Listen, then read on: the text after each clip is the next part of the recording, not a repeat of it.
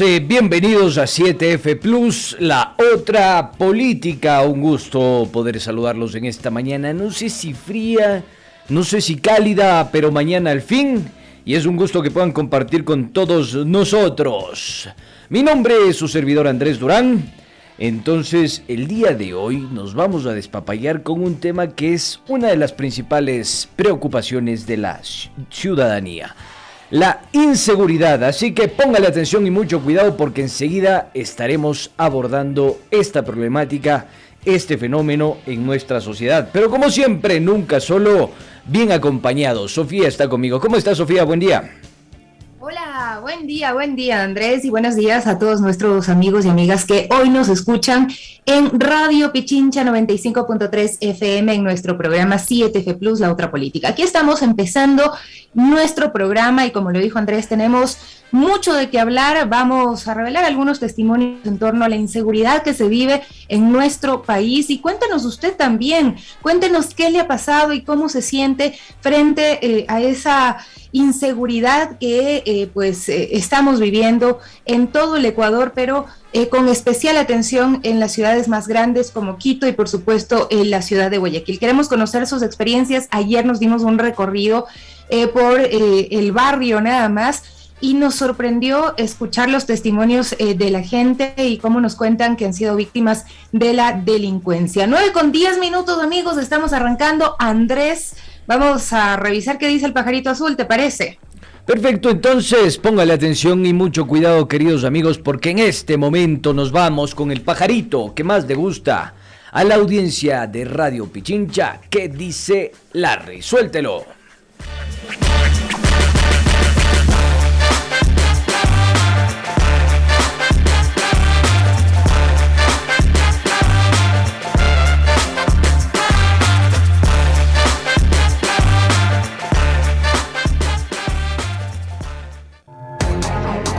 ¿Qué dice Larry?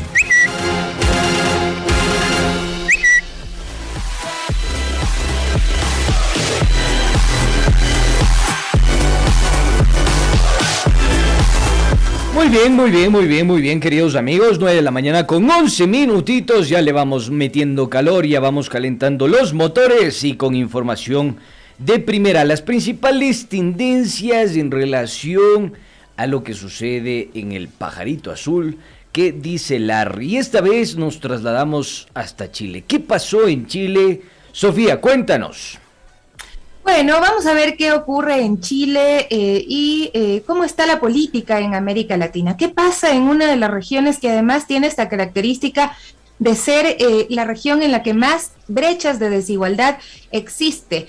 Vamos a ver cómo votan también los ciudadanos y quiénes serán los que asumirán la obligación de luchar por los derechos de los ciudadanos chilenos en este caso. Y ahí vemos este tuit de Julián Macías Tobar. Él dice: el fascismo ya está en las instituciones chilenas.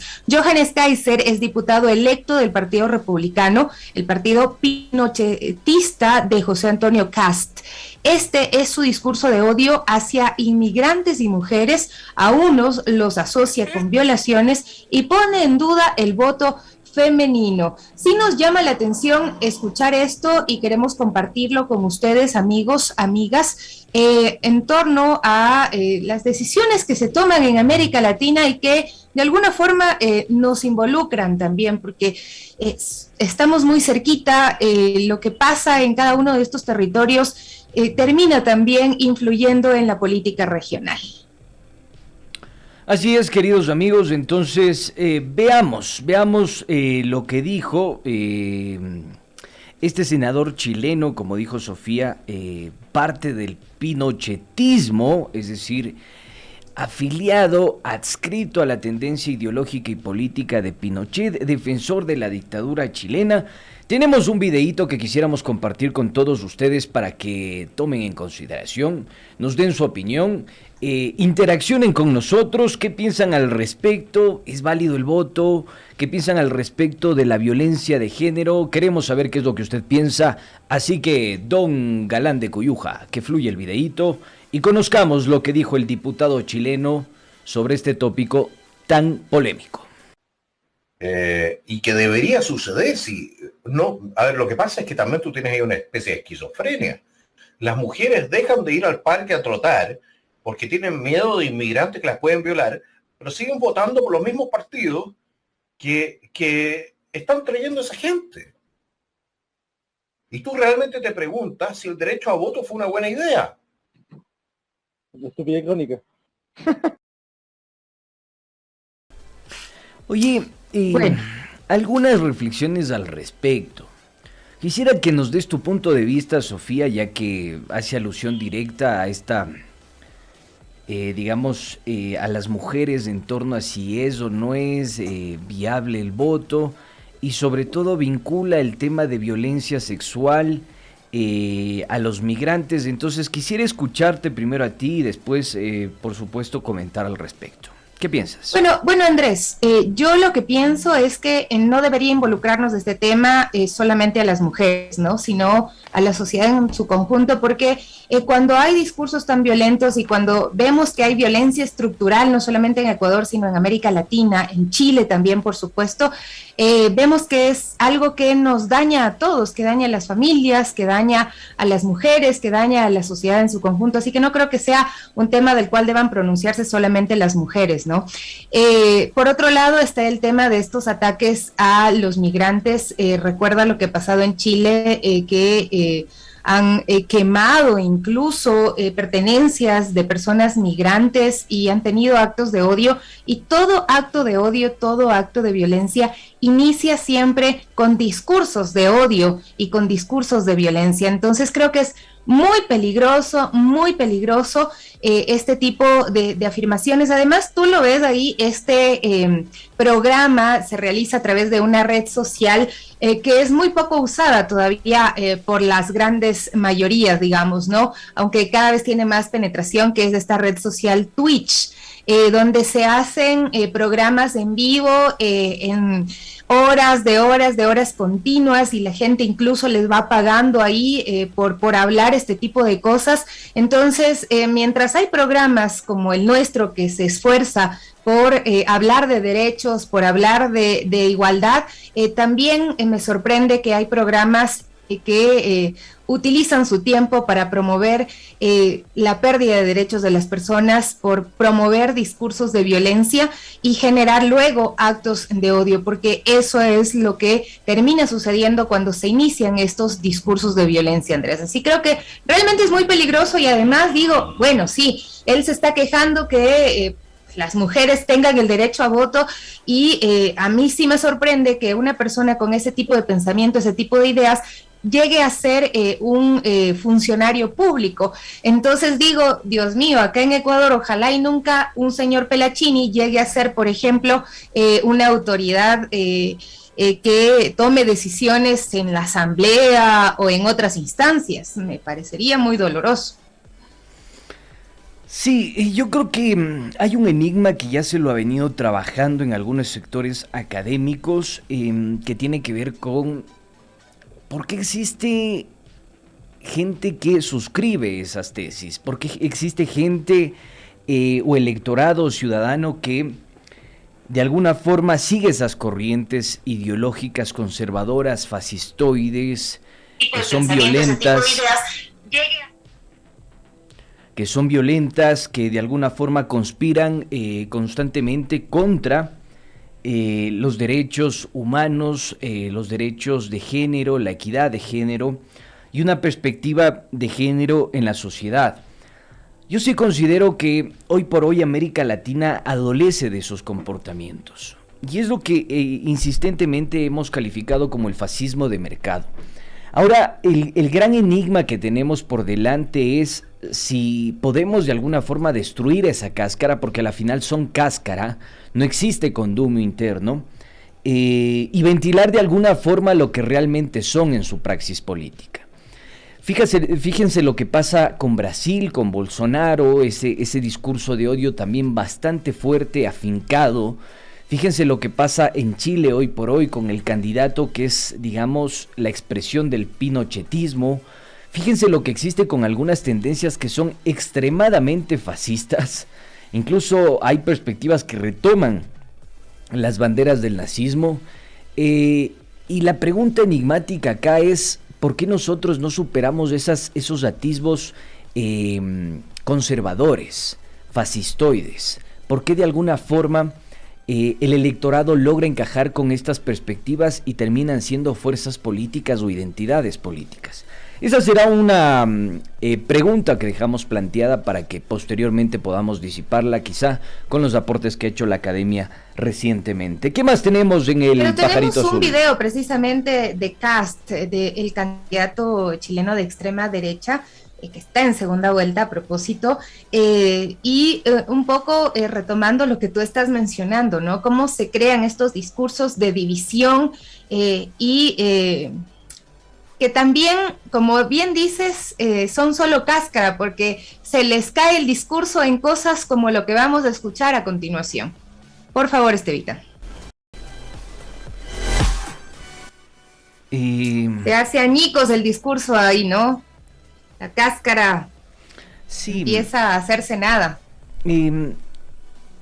Yo quisiera que de alguna forma entendamos lo que está sucediendo hoy por hoy en toda la región.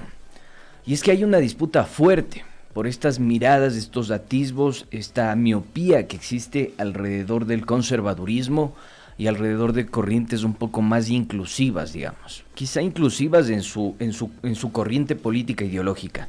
Todavía no sabemos en la praxis porque algunas de estas perspectivas ni siquiera han alcanzado el poder.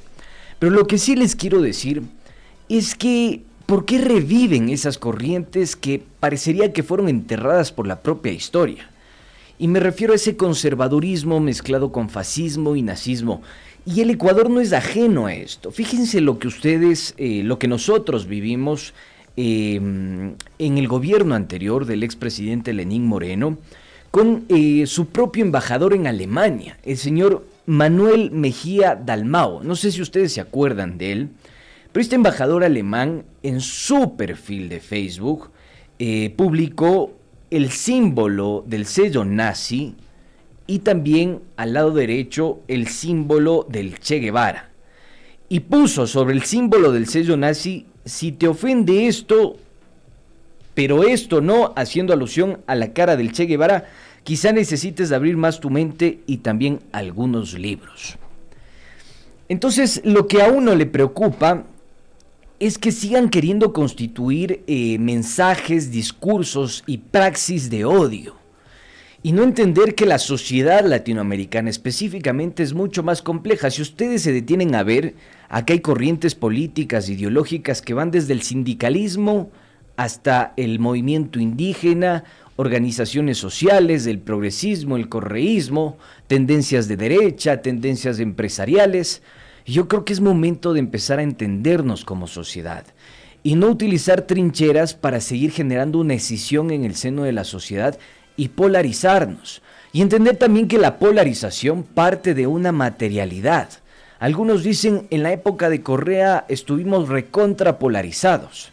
Y hoy, con el hecho de que un empresario de un grupo empresarial gane más de $414,000 al mes, y un simple chochólogo y ciudadano de a pie no llegue ni al básico, no es polarización.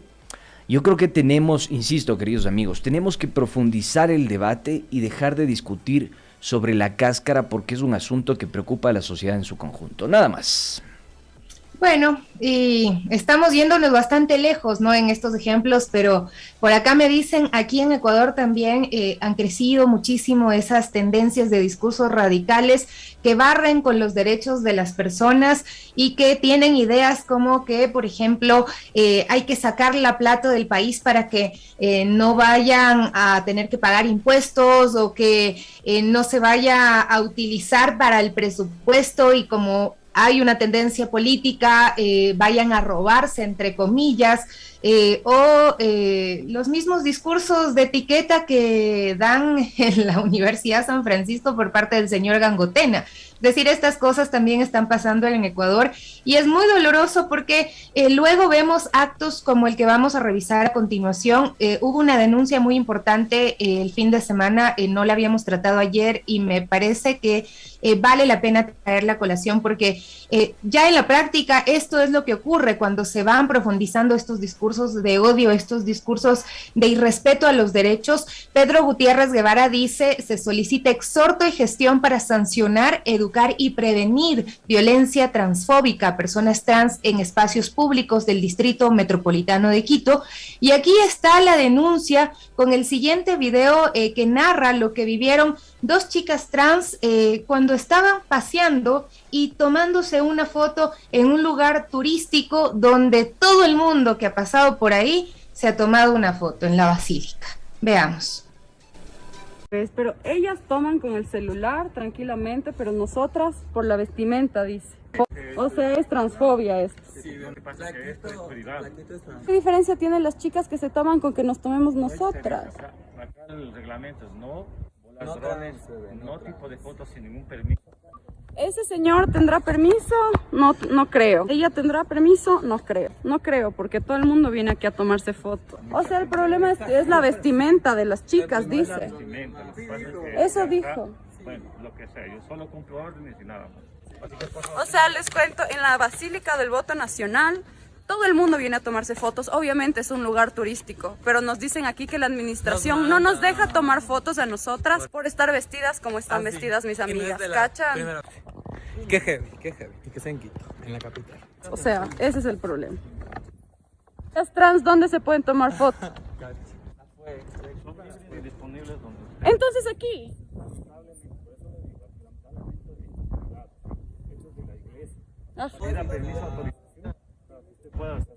Pero nadie nos pide, mire, ellos será que están pidiendo permiso, porque yo creo que están tomando fotos sin permiso. ¿Por qué no les dice a ellos?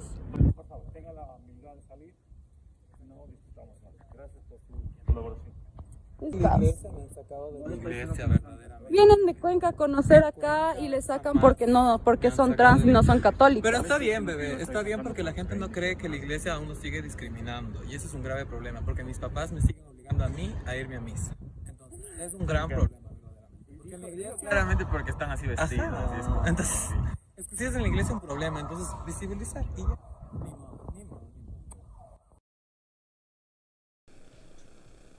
Ahí está. Esta es la evidencia de que los discursos de odio se trasladan a actos de odio también y en distintos ámbitos. A mí me parece que esto hay que denunciarlo, que exigir también que desde el municipio se pronuncie una disculpa pública a estas chicas que estaban paseando, turisteando, tomándose una foto como cualquiera de nosotros alguna vez fue y se paró en la basílica y se tomó una foto, adentro y afuera, porque sería una locura que la basílica empiece a pedir permiso para que los turistas que llegan y pagan por entrar ahí tengan que primero tramitar un permiso para tomarse una foto. Es muy fuerte lo que ha pasado acá en la ciudad de Quito y muestra cómo desde las instituciones se promueven actos de odio y actos de violencia también y de intolerancia, no respetar a las personas y la definición de cada una que cada una tenga sobre sí mismo. A mí esto sí me ha llamado la atención, y creo que hay que denunciarlo y no permitir que vuelva a ocurrir. Sí, efectivamente, yo sí quiero decirles, queridos amigos, que no importa que esté establecido en la Constitución, en las leyes, en las normativas, en los derechos, en las convenciones, en todos los protocolos que ha firmado el propio Estado ecuatoriano. Yo considero que para estas perspectivas y corrientes no existe el Estado de Derecho. Lo que existe es el apetito del odio. Entonces, esto es supremamente peligroso para la democracia, es supremamente peligroso para los derechos de todos los ciudadanos que convergen en este territorio nacional y es supremamente peligroso para el avance y la superación de una visión completamente errada de lo que hoy somos. Y tiene que ver con la discusión en el seno familiar. ¿Cómo hoy por hoy toleramos al otro, a la otra o a cualquier tipo de identidad que en primera instancia podría ser ajeno a lo que nosotros nos gusta o con lo que estamos de acuerdo? Pero a pesar de aquello, uno tiene que empezar a entender eso y tolerar. Y mucho peor cuando vienen de las propias instituciones de la sociedad civil, como es parte de la iglesia, este rechazo. Entonces uno se cuestiona y dice, ¿en qué mundo estamos viviendo? ¿Por qué tanta intolerancia? ¿Por qué tanto odio? ¿Qué pasa con estas personas que muchas de ellas viven al margen de los derechos sociales, económicos, humanos, al margen de las políticas de Estado y además de eso son completamente discriminadas? Yo creo que es una reflexión, pero esta reflexión tiene que partir en el seno de la sociedad. Porque yo he escuchado mucho discurso de odio, incluso por parte de papitos y mamitas. Y lamentablemente eso se vuelve un encadenamiento y se esparce en el seno de la familia. Y si nosotros no aprendemos a ser tolerantes, entonces ¿cómo? ¿Cómo vamos a superar estos atisbos? ¿Y cómo vamos a entender que hoy por hoy hay una corriente de odio que sigue creciendo aún más? Fijémonos lo que sucede en Chile, que quieren ser prohibitivos con el derecho de la mujer, los derechos humanos, que quieren ser prohibitivos con el tema del libre tránsito de las personas, que califican y adjetivan a nuestros migrantes o a los inmigrantes en general. Entonces, yo creo que es un elemento para discutirlo como sociedad.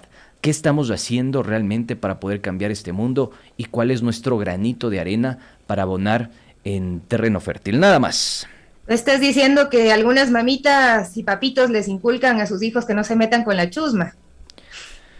No sé, o sea, es mucho más complicado, ¿no? Fíjate. No, sí, sin duda. Yo pero quiero el recomendarles. ejemplo que quizás se nos viene a la mente siempre, como tú dices, esta Sí. gran escuela donde se puede analizar muchos aspectos desde Oye, el Chavo del Ocho, ¿no? Sí, Bueno. pero además de eso quisiera recomendarles una película que trabaja mucho el tema de la heteronormatividad, que es de una querida amiga, y si nos está escuchando aprovecho para mandarle un saludo fuerte y un abrazo, Tania Hermida, En el nombre de la hija, recomendable al 100%, entiendan Buenísima, mucho sí, los sí. patrones que se establecen ahí Ujú. y cómo de alguna forma se cosecha mucho y se siembra mucho esta heteronormatividad. Quédense con ese concepto que puede ser un poco complicado, abstracto, difuso, pero es bastante interesante cuando ustedes puedan ver esta película, 100% recomendable.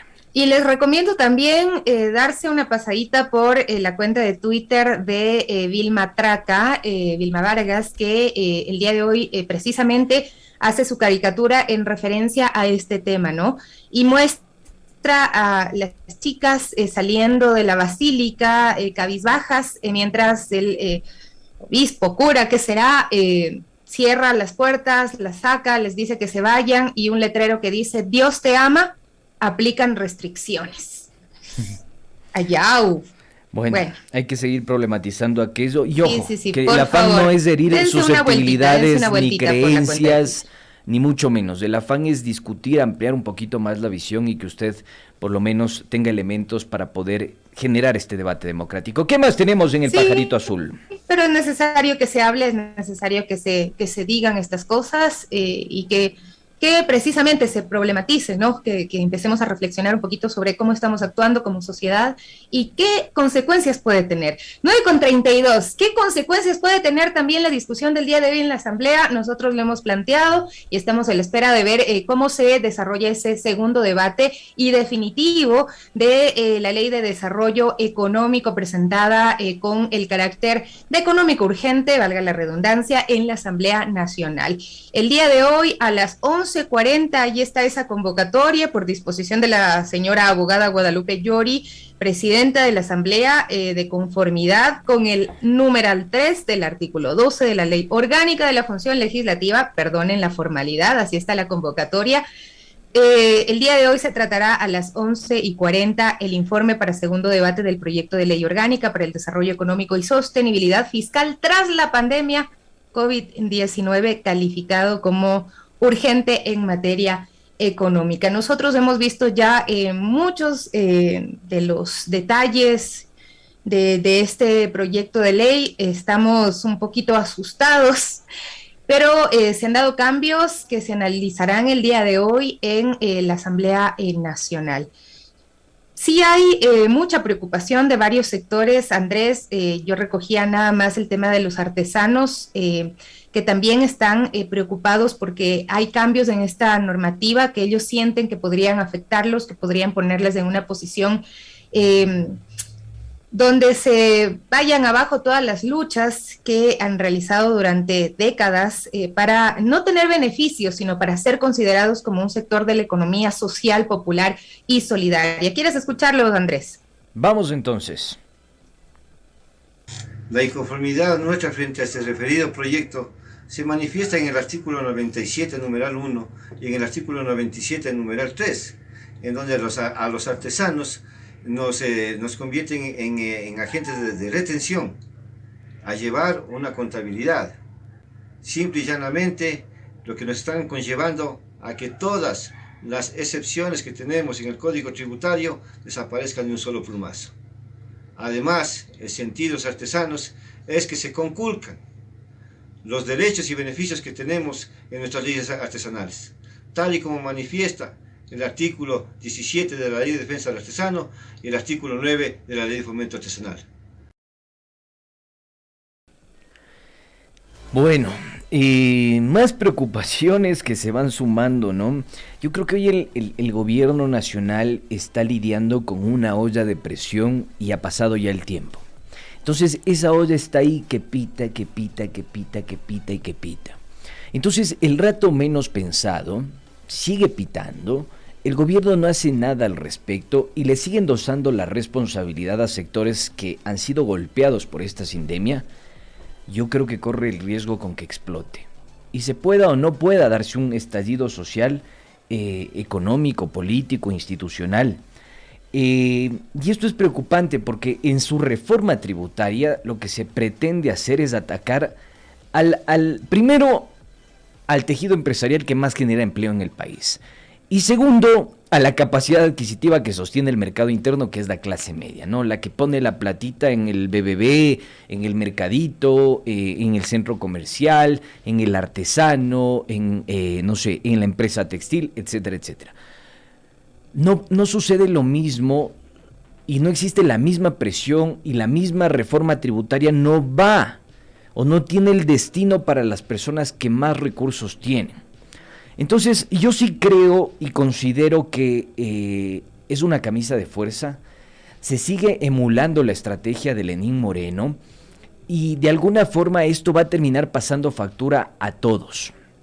Entiéndase esto, a todos. Porque si le clavamos impuesto a la clase media, que es la que más consume el mercado interno, va a decir que se va a desacelerar la capacidad de consumo. Y si no se consume, no se vende, y si no se vende, no hay ingreso. Es una triple afectación y un círculo vicioso que lo que va a hacer es poner contra la picota al aparato productivo, al pequeño aparato productivo que hoy está sobreviviendo en este pequeño terruño. Bueno, más. de eso estaremos hablando, Andrés, el día de mañana, retomando lo que hoy se dé en la Asamblea Nacional, las discusiones que hoy se produzcan en la Asamblea. Hacemos una brevísima pausa, amigos, y retornamos enseguida para revisar algunos testimonios de quienes están preocupados por el tema de la inseguridad y la delincuencia en el Ecuador. Volvemos.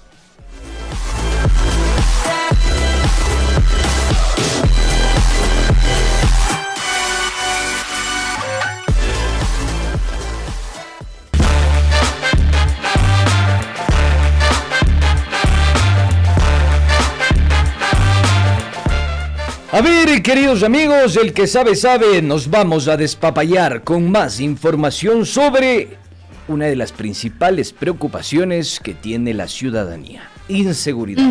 Cuéntenos, querida Arepita, ¿qué pasa con la inseguridad en este terruño? Bueno, mi querido Andrés, yo creo que es importante que el que sabe, sepa escuchar también. Ya. Y por supuesto, es importante escuchar a la ciudadanía. Así es que, pues vamos a mostrarles unos cuantos testimonios que recogimos el día de ayer y queremos que ustedes nos cuenten qué les ha ocurrido en torno a la delincuencia. Aquí está lo que pasa con la inseguridad en Quito. En La Pana Norte y la calle Semillas.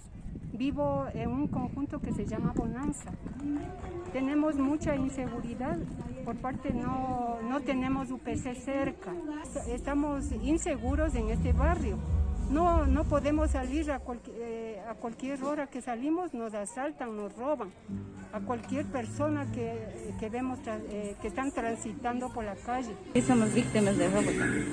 ¿Cuándo le robaron?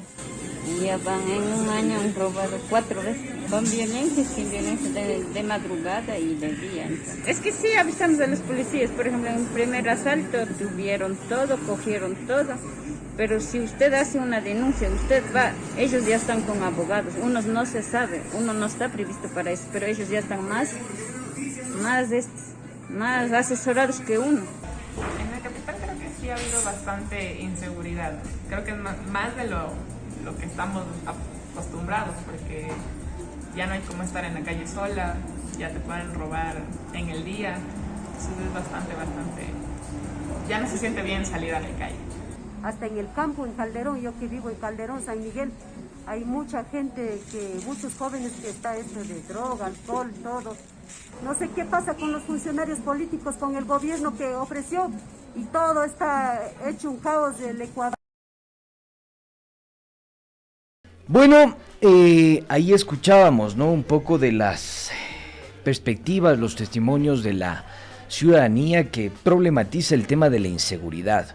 Uno de los principales problemas que tenemos hoy por hoy en la capital, obviamente tiene su epicentro que ha sido muy tratado por los medios de comunicación, que es Guayaquil, pero el resto del país no es ajeno a esta problemática. Ahora, yo quisiera plantearles algo que a mí me parece interesante y que forma parte de la bibliografía indexada de los estudios académicos, los eruditos, los que conocen y no son como nosotros, que ellos sí detallan con punto y coma lo que está sucediendo, el crecimiento, por ejemplo, de la tasa de homicidios. Pero además de eso, frente a la retirada del Estado, frente a la falta de control, regulación y la capacidad del Estado, obviamente han prevalecido las bandas criminales mayúsculas y minúsculas que se encargan de todo tipo de robos y de los cuales son víctimas la mayoría de chochólogos que hoy están clamando por justicia y por presencia de la seguridad ciudadana, que es una capacidad del Estado. Cuéntenos, querida Arepita, usted tiene cifras perturbadoras. Bueno, sí, tenemos cifras y creo que nada es más valioso que los testimonios de la ciudadanía que nos dicen en el campo, en la ciudad. Sentimos que la delincuencia está presente, no nos da confianza, no se siente bien salir a la calle. Qué fuerte escuchar eso de una joven que te diga, la verdad es que me da miedo andar por la calle, y vemos que las cifras reflejan eso, ¿no? A nivel nacional en el 2020 hubo 1.372 homicidios y a nivel nacional hasta septiembre de 2021 vamos ya contando 1.753 homicidios a nivel nacional. Eso es un punto que obviamente nos tiene en jaque, pero también están ocurriendo cosas como los robos que se han incrementado, robos a vehículos, a personas, a unidades económicas, y las cifras del Ministerio de Gobierno en torno al robo de vehículos detallan que en el 2019 hubo 1.563 robos de vehículos a nivel nacional. En el 2020, en plena pandemia, se robaron 4.592 vehículos según las denuncias que han sido puestas en la Policía Nacional, y a septiembre de este año 2021 tenemos ya superada la cifra del 2020. 4.839 vehículos han sido robados hasta el mes de septiembre, como lo repito, y causando realmente a estas familias muchísimos problemas.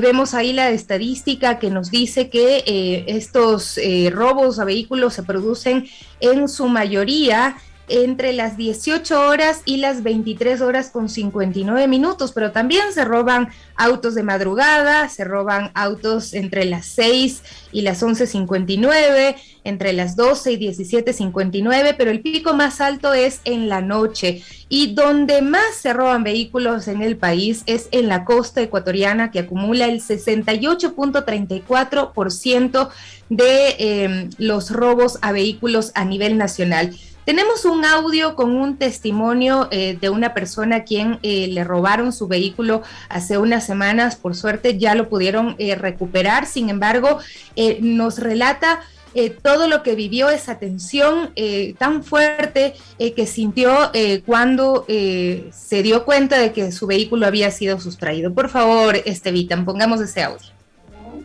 Para el amanecer de un día jueves, mi camioneta fue sustraída del parqueadero de mi casa. Al amanecer pudimos notar que el carro ya no estaba ahí, en donde dimos parte inmediatamente a la autoridad. Se han hecho los estudios pertinentes para tal caso. Llegó la policía, ha hecho el levantamiento. Hemos consultado a gente que vive alrededor, hemos visto las cámaras de alrededor. Hemos podido comprobar que se trata de bandas claramente ya muy organizadas, que son realmente especialistas en este caso, ya que la forma en la que actuaron fueron de manera muy, muy coordinada. Para nosotros fue muy, muy duro poder vivir esta situación, ya que una vez que se dio en conocimiento esto ante la policía, al igual que compartimos ante nuestra desesperación, compartimos esto en redes sociales, la gente que está al pendiente de cómo extorsionar a las otras personas, pues inmediatamente empezaron a llamarnos, empezaron a pedirnos recompensas, a pedirnos que todos tenían nuestro carro, que ellos nos iban a devolver, que debo depositar el dinero en tal cuenta, que me harían videollamadas para comprobar que mi carro está ahí.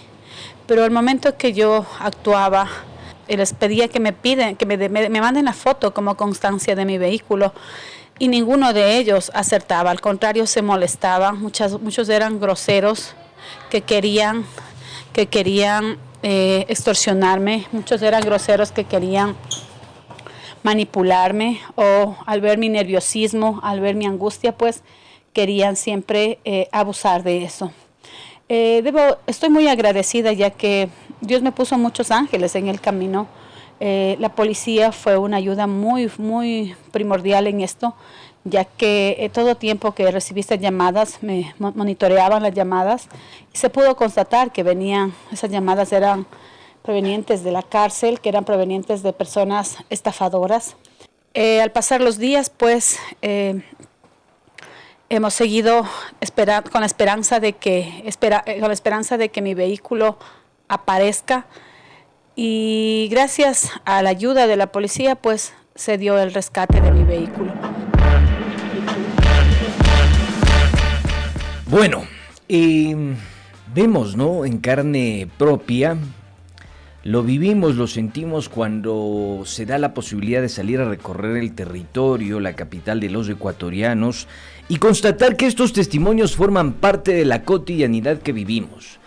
Y no solo en la capital, las cifras oficiales demuestran que el tema se concentra también en la costa, ¿no? Los robos a los vehículos, y cómo esta estructura se conecta con el crimen organizado, ¿no? Ella decía, nos extorsionaban y veíamos que las llamadas telefónicas provenían incluso desde la misma cárcel. Entonces, en algún momento nosotros tratamos de este tema, y lo que planteaban los expertos en el ámbito de la seguridad es la falta de inteligencia estratégica en el ámbito de la seguridad, por la que hoy el país adolece de temas de inseguridad. Entonces yo creo que eso es importante decirlo, querida Sofía y queridos amigos, porque obviamente vamos a ver cómo esto se conecta y va escalando, ¿no? Y forma parte de un engranamiento mucho más grande que lo único que ha hecho es seguir perjudicando a la ciudadanía con temas como la inseguridad, que es una de las principales preocupaciones en este preciso momento. Sabes que a mí dos cosas me quedan. Lo uno, lo que mencionas ahora mismo, que me ha sorprendido muchísimo que reciban llamadas de extorsión, es decir, cuando las personas en su desesperación ponen las fotos en las redes sociales para que la gente ayude a dar una pista sobre el vehículo, los que están más atentos son los delincuentes y estafadores que desde las mismas cárceles o desde otros ámbitos empiezan a llamar y a pedir depósitos a una cuenta tal para devolverle el vehículo. Estafadores. Y esto incluso ha ocurrido en el caso de desapariciones de personas que nos dicen qué sociedad vivimos, qué está pasando. Y lo otro, lo que nos mencionaba la señora que fue asaltada 4 veces en este año en su unidad económica, en su tienda, que decía, los delincuentes, antes de que yo ya vaya a poner la denuncia, ellos ya estaban con abogado. Me decían, cogimos la placa del taxi, donde se fueron, todo, pudimos seguir esa pista. Sin embargo, cuando llegamos a poner la denuncia, ellos ya tenían abogado, estaban más preparados que nosotros, que no teníamos la más mínima idea de cómo actuar en el momento de que se se produzcan estos robos, ¿no? Este tipo de hechos. Así es que, pues sí, es muy lamentable, porque esto no es que lo está viviendo una persona, 2 personas. Si nos ponemos a preguntarle solamente a quienes conocemos, nos van a decir, yo viví esto, me asaltaron, me robaron en el bus, estos los casos pues menos fuertes, ¿no? Pero ya otros que te dicen, a mí me pusieron una pistola, me pusieron un cuchillo y me asaltaron con todo lo que eso implica, ¿no? El temor de que no solamente sean las pérdidas materiales, sino que también sea un daño a tu integridad. Oye, tenemos mensajitos de la gente, de la people, de los chochólogos que quieren comentar al respecto de la inseguridad en este pequeño terruño, en la capital de los ecuatorianos también, por supuesto. Y fíjate, nos vamos a mover hasta otro punto y latitud. Vamos hasta Santo Domingo de los Áchilas, ¿ya? Hay un comentario de un querido oyente que nos dice lo siguiente, fíjense. María Almeida nos dice, en Santo Domingo roban los vehículos, te piden dinero, es decir, sumas elevadas, y luego de que pagues te devuelven desmantelado o un poco desmantelado el automóvil. Algo un poco desmantelado, ya te dejan solamente la cascarita. Sí, algo que sucede realmente en este país, y es preocupante porque la gente lo siente, ¿no? Y otra cosa que quería decirte, y que bueno, no es un enigma, parece que ya tenemos contacto con nuestro invitado, ya vamos a ir inmediatamente a comentarles al respecto, pero antes, para ir cerrando este tema, solo quisiera decirles que estos vehículos que muchas veces son robados o desmantelados o no sucede el desmantelamiento, son utilizados y empleados para seguir delinquiendo, robando para asociarlo al crimen organizado. Pero bueno, será materia para seguir profundizando y tratando sobre las principales preocupaciones. Hacemos contacto en este preciso momento con Gustavo Dávila. Él es representante de la Fundación de Jóvenes contra el Cáncer, que en este momento están haciendo un plantón a las afueras, me parece que en este preciso momento, cerca del centro histórico, cerca del Palacio de Carondelet, exigiendo al MIES que reponga, contribuya el dinero que corresponde para la lucha contra el cáncer. Jóvenes contra el Cáncer, 11 meses sin apoyo económico y prácticamente están a punto de cerrar. Lo que exigen al gobierno nacional es que se adolezcan de la situación de estos jóvenes y por supuesto repongan esos haberes adeudados. Estimado Gustavo, ¿nos escuchas? Te saluda Andrés Durán, me acompaña Sofía Montoya. ¿Cómo está, Gustavo? Bienvenido. Gracias. Muchas gracias. Realmente nos parece complicado porque cercaron antes de las 9:30 toda la Plaza de la Independencia. Pueden ver ustedes, está cercada. No dejan pasar ni siquiera a los pacientes con cáncer. Miren ustedes. Entonces, cercaron completamente y eso sí es un problema grave porque es coartar la libertad de expresión. Sí teníamos ahora nosotros 120 niños, jóvenes y adultos con cáncer y una misa de acción de gracias y un llamado al señor ministro del MIES que por favor que suscriba ese convenio y se pague. 11 meses que no pagan los técnicos. Entonces sí es un problema grave porque no permiten el acceso a la misma iglesia, a la catedral. Gustavo, pocas personas nos han dejado pasar, unas 30 personas. Perfecto. Gustavo, quisiera que muy brevemente nos comente cuál es la situación hoy de los jóvenes o de la Fundación de Jóvenes contra el Cáncer. Sabemos que hay una preocupación enorme debido a que la salud pública está pasando por una situación muy delicada. Y además de eso, no se les contribuye, no se les retribuye, no se les da los saldos adeudados por parte del Estado, del Gobierno Nacional a ustedes. ¿En qué condiciones se encuentran? Cuéntenos, por favor, a detalle de qué es lo que está sucediendo en este preciso momento dentro de la fundación que usted representa. Sí, la fundación durante 10 años ha firmado convenios con el MIES. Y lamentablemente en este año, por el cambio que ha habido tanto de gobierno cuanto de 3 ministros, no se ha suscrito el convenio. Sin embargo, de prestar los servicios, los psicólogos, las trabajadoras sociales, apenas un proyecto de $60,000. Y no han recibido 11 meses los haberes, los técnicos. Número 1, no han recibido los kits de víveres, 40 jóvenes con cáncer, niños y jóvenes con cáncer. Entonces, al no recibir eso, se queda una deuda tan alta y la fundación no podría continuar. Y eso implicaría tener que cerrar las puertas, atendiendo a más de 1,400 guerreros. Entonces, sí es un problema grave para toda la fundación el hecho de que no se suscribe este convenio y ya se acaba el año. ¿Qué esperarían ustedes que se haga desde el Ministerio de Inclusión Económica y Social? ¿Tienen la esperanza de que va a ser escuchada su protesta, su llamado, que no solamente ha sido a través de este tipo de plantones, sino a través de medios de comunicación? Es decir, no es que no saben lo que está ocurriendo. Sí, mire, nos reunimos anteriormente con la ex ministra señora Maya Montaña y estaba por suscribirse el convenio. Luego cambiaron de ministro y han estado que revisan, que analizan y todavía se ha quedado eso pendiente. Nos dijeron que ya están revisando, pero vamos en esto, nos hemos reunido con el asesor principal del señor ministro actual, pero nos han dicho que esperemos, que tengamos paciencia, pero si hemos pasado desde el mes de abril atrás de esto, entonces abogamos para que el señor presidente de la República también intervenga, por eso estamos aquí donde está el poder. Cuéntanos, por favor, qué dicen los chicos y cuáles son los servicios que dejarían de recibir por parte de la Fundación Jóvenes contra el Cáncer. ¿En qué les están apoyando ustedes? Sí, ¿el proyecto en qué consiste? El proyecto consiste en que 2 psicólogos dan apoyo psicológico, una trabajadora social y un técnico.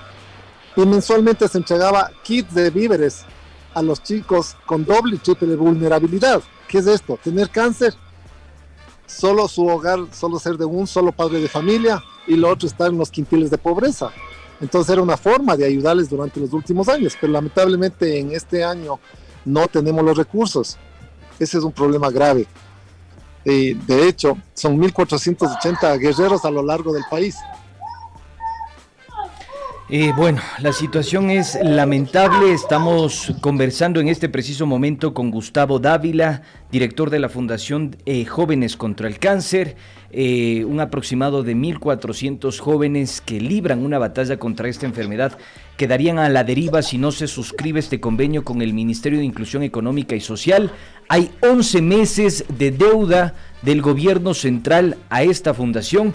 Y bueno, como pueden ver en las imágenes, queridos amigos, vemos que hay un plantón por parte de esta fundación para exigir los haberes adeudados por parte del gobierno del presidente de la República, Guillermo Lasso. Estimado Gustavo, éxitos en esta lucha, estaremos atentos y por supuesto las puertas de este medio de comunicación público siempre están abiertas. Excelente jornada. No, les agradecemos a ustedes, muy amable. Muchas gracias. Gracias, Gustavo, no siempre nuestra admiración. Sí, no es solo el tema del MIES, también el tema de salud, de víveres, también de medicinas en los diferentes hospitales. O sea, realmente el problema está agravando cada vez más. Bien. Gracias por el apoyo. Tenemos conocimiento por ustedes precisamente de lo que está ocurriendo, ¿no? Esa falta de medicinas, de medicamentos para los pacientes en mayor vulnerabilidad, como los pacientes oncológicos. Nuestra admiración, nuestro respeto a usted, Gustavo, y a cada uno de los guerreros y guerreras que cada día están luchando contra el cáncer y además que son jóvenes que tienen ese espíritu tan fuerte a pesar de la adversidad, de estar ahí en este momento tratando de llegar hacer escuchar su voz en el Palacio de Carondelet. Y bueno, vean ustedes que nos dicen que está bloqueado el paso. Esto había sido anunciado el día de ayer. No considero que sean peligrosos los jóvenes que quieren ir a una misa de Acción de Gracias y luego a hacer su llamado de atención al gobierno nacional. Sin embargo, está tapado el paso, nos dicen no pueden ingresar para poder realizar el plantón tal como lo tenían establecido. Fuerza a todos los chicos y chicas de la Fundación Jóvenes contra el Cáncer y un llamado a la sensibilidad. Yo realmente creo que de pronto es desconocimiento o se les pasa por alto a veces estas cosas que las ven muy pequeñas, muy lejanas y terminan afectando a jóvenes, a niños, porque aquí tenemos a niños jóvenes que están luchando contra el cáncer y sus familias, sin duda, Andrés. Bueno, lamentablemente nos hemos quedado sin tiempo, queridos amigos. Aquí están las consecuencias de la reducción y el achicamiento del Estado. Y como siempre lo decimos en este espacio, usted y solo usted tiene las conclusiones. Nos vemos el día de mañana. See you late.